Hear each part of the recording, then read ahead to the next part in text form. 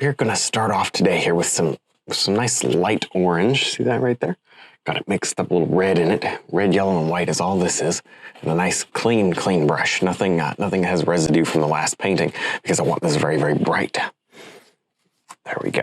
That is something we can work with. I like that little yellow ochre right around it. Why not? I'm not worried about blending it yet. I'm just worried about setting the colors down in the right spot. And I think that definitely is the right spot right about there. What do you think? Maybe a little brighter right there. Probably wipe this off before we blend it. There we go. See that? You just build up those colors. Slightly more red. And we are going to transition pretty quickly into our blues up here because I want a lot of blue in the waterfall as well. So there you go. That's something we'll be kind of keeping our eye on. Plenty of blue in this particular sunset. Also, if you're looking forward to seeing this and you'd like to see more, be sure to leave a like and subscribe, and also click the bell to be notified when we have the next video out. Also, we should look at your version of the painting that I did last time. Just use the links below, use the hashtags on the screen, and I will get it in the next video if I see it in time. All right, just finishing up some purple. Just toss the purple in and around as a good border. Now we can get in our blues. And I think I will do blue with just a tinge of the purple. Just a tinge of the purple, not too much. Yeah, that works. I'm not going for a blue that's terribly bright. Yeah, that seems pretty much right. I think that works. We'll have a brighter blue maybe at the top. You notice how unblended, how very hard this is unblended. Yeah. You notice how hard this is. Very hard, very sharp. We're going to blend, probably using a shop towel. Why not? Why not? Might as well. There we go. Hit that spot there. Anywhere that's not filled in now would be a good time. Looks like I'm going to need some more white paint very soon.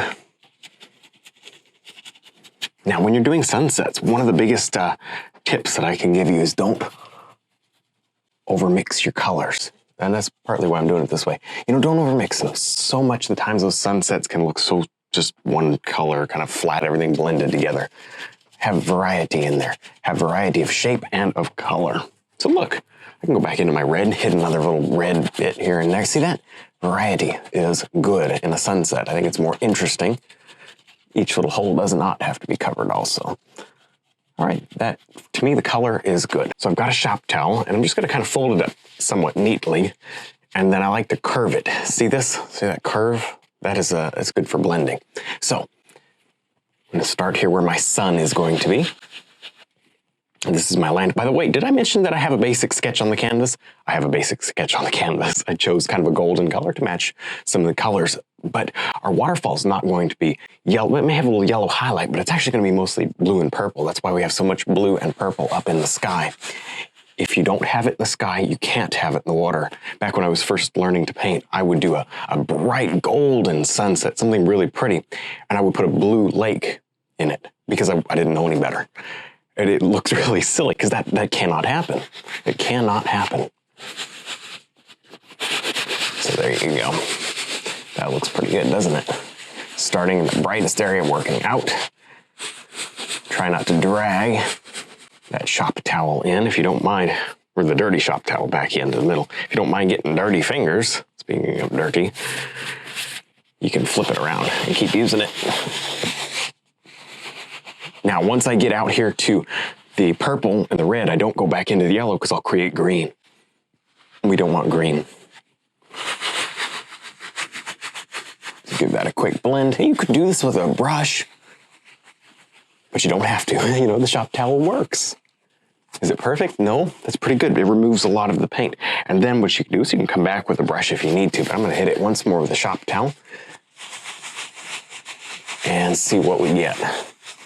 Those stretcher bars sometimes come through in that canvas. Now that we've removed so much of this paint, it really takes nothing to come back in here and feather an edge or two. Anywhere, I'm not going to feather the whole sky, but anywhere where I kind of stand back and I squint my eyes and I see kind of a hard edge, those spots I will feather.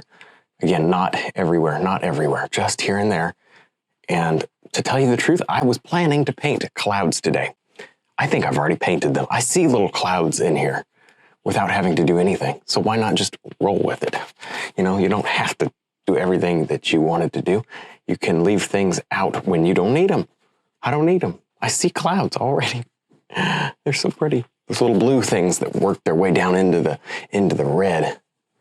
That's my cloud action right there. All right, step back. Do we like that 6-foot viewing distance? Do not make your decisions with your nose touching the canvas. I can't tell you how many times I see people always painting up close. You got to paint and then stand back and make your decisions and come back up and do what you decided you were going to do back there. I very rarely paint an actual sun in, but I think I'm going to do it here today. This is dry down here. There's no medium. Put a little clear gel up at the top, not much. But I'm going to say right here, I'm just going to set my brush down and roll it in a circle. You see how I use the two-hand method? You know, grab it, stop, adjust. You can do that. That works. All right. Take a clean, very, very clean blender brush. I can't say that enough times. Very, very clean blender brush. And blend that sun so that we can't really see the edge of it. I don't want it to look like a moon. You don't look at the sun and see it the same way you see the moon. Don't be looking at the sun. You know what I mean. You know what I mean. It just isn't the same.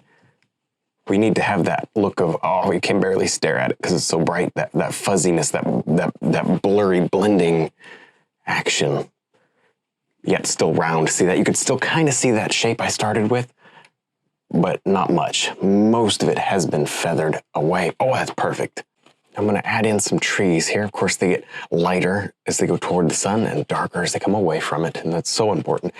You know, it's actually fairly easy to just go in and plop in the same color all the way across, but it won't be as nice. I mean, it'll be all right, but it won't be as nice. It won't be as nice. So there, that's probably good enough. That's all that is required for that, at least. Yes. And then we're just going to get a little bit more land kind of established here. We really won't need much as we come forward. We'll add more texture, more detail, more everything, more everything. There, that looks pretty good. Stand back. Yeah, that works. That definitely works. It's not perfect, but it definitely works. All right, I'm just establishing my back where I meet the sky. I'm not worried about the rest. The rest is going to be different. It's going to be darker. But where it meets the sky, I want that lightness, like it's burning through there. The sun is. That's what I want. A little bit of umber. Just stuck a little umber in there. I'm working with oil paints today. This painting will be very similar in acrylic. There we go. See that? Just get in a few of these. It's so important. See how they don't stand out that much. And I think that's what's so interesting, you know. I've said this before. I'll mention it again though. It's much harder to paint subtle. It's very easy to paint bold. It's hard to paint subtle because just the tiniest touch. I mean, just sliding a little red and sliding a little ochre makes the biggest difference to your painting. It changes a lot. So that's why painting subtle is more difficult than painting bold. Now with a purple, this is kind of just a muddy purple. I just grabbed a little bit of that brown and dragged into it. Muddy purple. I'm gonna underpaint most of my background ledges and cliffs, at least the shadow side. Of course, this painting is backlit. Yes, it is. And it's very much backlit. Not too much red in your purple. Red is a foreground color. I mean, it's a little hard on the sunset. Yeah, it probably have more red than it would if it was a regular daytime painting. We do have red in the sky, so that would be reflected around in areas, I'm sure. But that is pretty good. And getting, just like I said, those rock shadows in. Just following the sketch, kind of, sort of, not really. Just wherever it goes, it'll be fine. The more random, the better. That definitely works. And then as you go back, lighter and lighter and lighter and lighter. Maybe bring a little, there we go. Why not? Just bring a little of that brown, I don't know, just make a muddy color. There, see, just bring it all together. Now, here, we need to figure this out. We've got there it is, a little bit of land that comes through like that. goes up. Okay, that lay of the land needs to make sense. A waterfall would be kind of in the lower point there, falling across these rocks. It would be fairly low, wouldn't it? In the low place. Okay.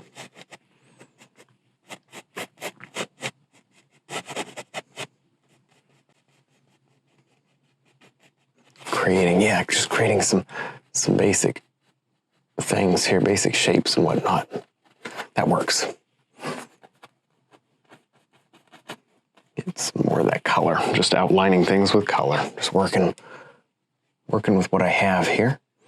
Make that waterfall so much smaller, but sometimes it's hard to get in there with that little brush, and it's just easier to shape it with the edge of your rock than it is to like draw in perfect waterfall shape. It is a lot of times just a lot more simple to do it like that with the rocks. So there you go. Now I'm filling in some of these darkest areas with, it's not totally black, it's a mixture of black, brown, red, and blue, which is often a great dark color for any scene. Absolutely great. It works well for this. I'm trying to keep a little of my sketch intact, just by leaving these blank areas. That reminds me, hey, I was going to do an extra thing. Sometimes you get to do a cliff and it just becomes one, just one thing. And we want several little bits in it, if that makes sense. So that helps to kind of keep that sketch intact. At least it helps me. At least it helps me a little. Okay. So that works, and that's good enough. A little bit on this side, same idea. This is less, come on now. This is less of a cliff on this side, more of rock action. See how everything is kind of just blended into this to make this mist. I mean, this waterfall looks almost done, and we haven't even done anything to it. Isn't that cool? Wow, that's always fun. Now, I think I want more mist here, so let's leave that alone for a second. Let's grab a bigger brush. I'm almost out of white. I'll need a little more white here very soon. Let me just get some red and blue. Get my mist color again. Okay, I want mist here. I'm gonna add in some dark purple here on this edge. You'll see that really the secret to success here when it comes to stuff like this, and it doesn't have to be this exactly, but just like this, is just a wide variety of color. And you get that by using a filbert brush or a 3/4 brush instead of blocking it in with a 2-inch brush. Nothing wrong with a 2-inch brush. I love it. It works so good for so many things. But if you want a lot of little variations, you can't really use it. You don't get it. It's too big for that. So it just depends, of course, on what you're looking for, what you're doing, what you're painting. But in this sort of situation with these cliffs and whatnot, for what I want today, I have to be using the smaller brush and get these tiny variations. There's just variations everywhere. I can't count how many variations are in here. Speaking of the brush, the big brush, make sure that you keep all this soft. So now I've got kind of similar yellow to the sky. I think maybe made it a little more golden, which works. That's fine. There's a lot of gold up there. But now this is dry, no medium. I don't usually put medium under my water. You can, I just don't do it usually. And whoa, there's a little green. I'm not stressed out about the green. It's not going to hurt anything. There's not that much. There we go. So we got a little sunlight action, maybe a little highlight, a little brighter. Well, highlight is really not a highlight, but a little brighter action there. And then quickly, we will transition into the gold. So we're basically repainting the sky. And honestly, a lot of the times you can just do this while you're painting your sky, especially if you've done a sketch and you know where your sky colors would be in your water. There. This is actually showing all of the darkness of this waterfall. Make sure there's plenty of red in it. Plenty of red.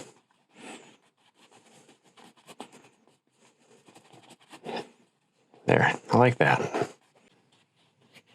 Okay, that works. And then darkness. Very, very dark. Very, very dark. My standard dark mix there that we've been using in the rocks and whatnot. And I'm just going to repeat this right here in the water. We will separate with the details and whatnot. But for now, I don't care about that. I just care about establishing my large colors. Let's get a little more highlight here. I don't know, just some kind of basic rock highlight. I need some more paint. Hey, it is not a bad thing to stop halfway through your painting and clean your palette. You know, you can do that. That's okay. It's okay. I do it once a year. I don't know. I don't do it very often, but you can do it. It's an option if you need to, and you very well may need to. Just kind of depends. There we go. Just a nice gray, a little umber. Excellent. That works. Some black, dark corners. We're going to have bushes and shrubs and grass, so this will help kind of set the stage for that. That works. And of course, this will need a highlight. This is kind of a rocky ledge here. Now that the entire canvas is covered, I feel like the sky was lacking a little something. So I'm adding in some clouds. These are actually the clouds that I had planned from the very beginning. Oh, isn't that funny? How things come full circle. Here's my color. There's my color, a little red in it, a little blue. Actually, I don't want to make it muddy, but I think I can put a little yellow ochre in just to warm it slightly. Yeah. No paint up here. As you recall, we wiped off the sky. So it's basically like a dry canvas, a little bit like an acrylic painting at this point. So now I'm going to actually paint in trees with a fan brush. I don't normally do a lot of trees with a fan brush, but today I'm going to. We're going to create first the backlit branches. Now there's just, there's 300 ways to paint a tree. And this is just one, but it's not a bad one. What you can do is you can actually paint your, really, I like that bright spot. So let me go a little smaller right here. You can paint your dark ones right over this. And honestly, most of this is going to be covered, so I'm not really worried in it anyway about it. It just kind of is what it is. Up in here, let's go ahead and just keep doing these little bits of red and gold as a backdrop for our trees. And this is where limiting your background colors, again, really pays off. Now we're going to fill in the middle of these trees with dark color. Just a dark green, kind of a little bit of red. Actually, I need to get some more red again. That looks pretty decent, allowing some of the yellow there to show through. And I know you're probably thinking that looks awfully rough, and it is awfully rough. But we'll come back with either a filbert brush or a detail brush. Just depends on, on what we feel like doing to refine these a lot better. This is only just laying down color with the fan brush, and then we're going to go to really make it look a little nicer here in a minute. But we'll use the actual canvas as a palette instead of the palette as a palette. We'll be able to move our color around, and it works. The sun is burning through from behind the tree. That's why it looks the way it does. That's it. It's mostly umber at this point. Just grabbing, kind of ran out of my mix, and I'm just sliding right up here and getting some umber. It's good enough. Oh, this is messy. That's all right. We'll make it work, I hope. Now I'm going to create a little bit of a kind of a silver lining or a glow. I guess it would be a gold lining, a silver lining. I don't know. You know what? I want my trees to glow even more. So just on that outer edge, I'm adding these highlights. This is just, by the way, just mostly a yellow ochre. It does have some of our slightly brighter cad yellow in it. That works. Yep, there we go. That's pretty. Just enough. It doesn't take a lot. Does not take a lot. Yeah, that works. All right, now a little bit up. We can kind of do some on those. Maybe make that into bushes there. I don't know. Leave that for a second because I haven't quite decided. But right up here, I have decided. I need this a little taller.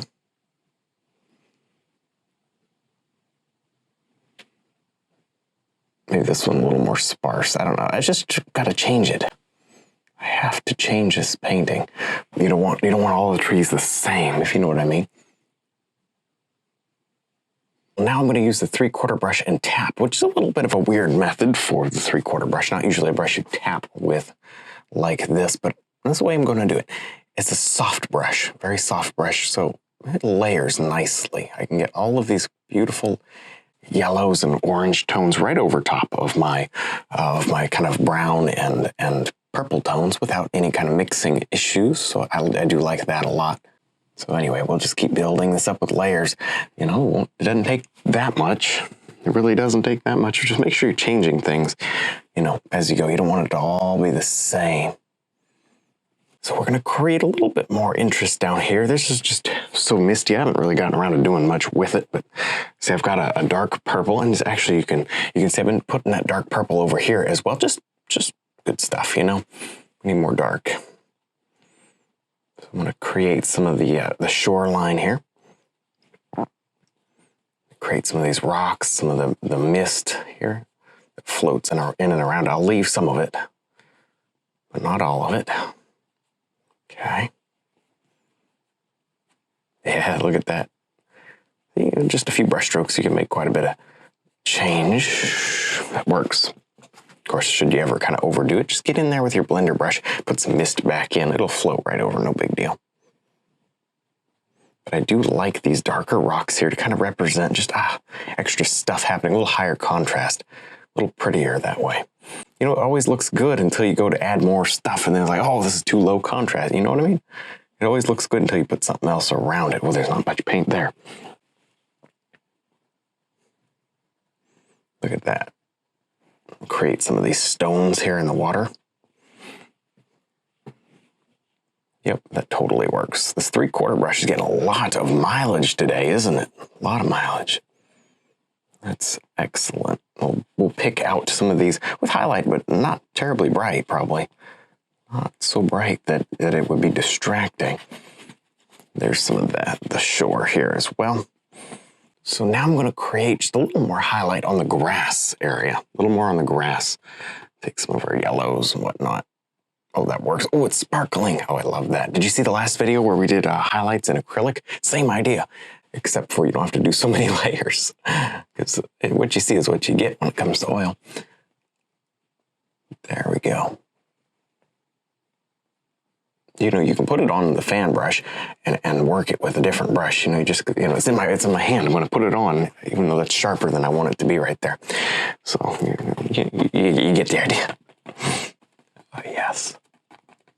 Now with the 1/4 inch brush, I'm going to add in quite a bit of extra softness and detail here, or soft detail, I should say, to the waterfall. See that? Now, if for any reason you're getting mud here, and you shouldn't get mud, but if you do, just wipe off the canvas with a shop towel right in this area. Make sure it's good and dry. You'll have no issues that way. That is the secret to oil painting like this, all in one day, all in one sitting while it's wet. You know, you can actually skip a day. You can actually, you know, walk away and do it again. It usually stays wet. And this way you still don't have to worry about it mixing mud. Mud is my least favorite part of painting. How about you? So, as you know, we go to great lengths to avoid it altogether, don't we? There. I like this. It's not perfect, but I do like where we're going here. We really don't need much highlight, if any, on some of this. Probably not any on a lot of it. There you go. Well, now I'm going to work at just adding in some extra details with the liner brush. And it's amazing how far you can take a painting with just the liner brush. You know, just a detail here, a detail there, little grass blade here and there. You know, what a difference. What a difference. See that? What's so good about the liner brush is that it doesn't mix with what's under it, really. I guess it can a little, but it certainly doesn't do it much. So you can create all these extra bits and pieces up here on the tree if you want to. You can add bits and pieces just wherever on the tree trunk. It's not the fastest process in the world, but you know, it's not that bad. It gets done relatively simply. Bring in a few branches, but it just makes a big difference. See that?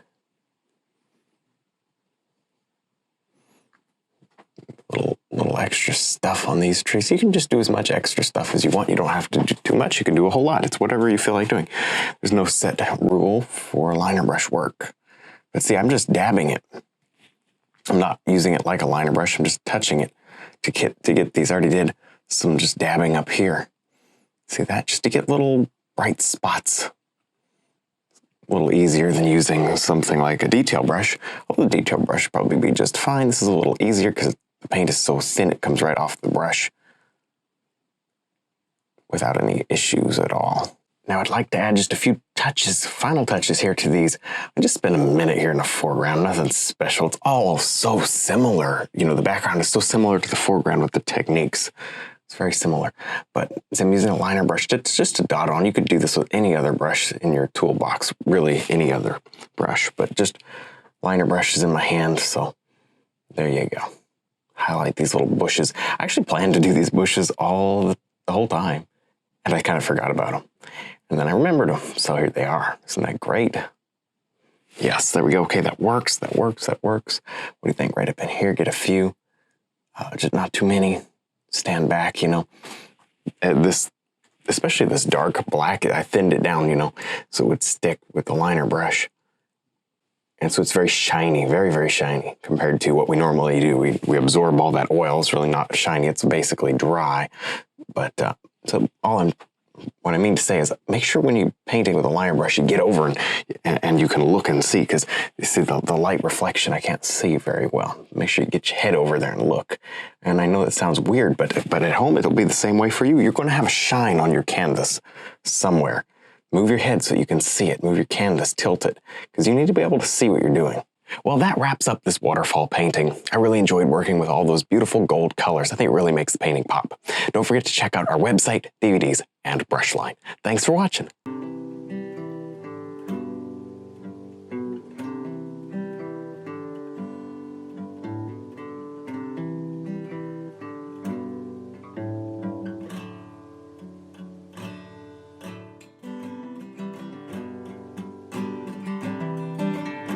Well, hopefully you enjoyed this video. Remember to subscribe if you're not already, and click the like button. That helps me out a lot. Stick around, watch a couple more videos, and stay inspired.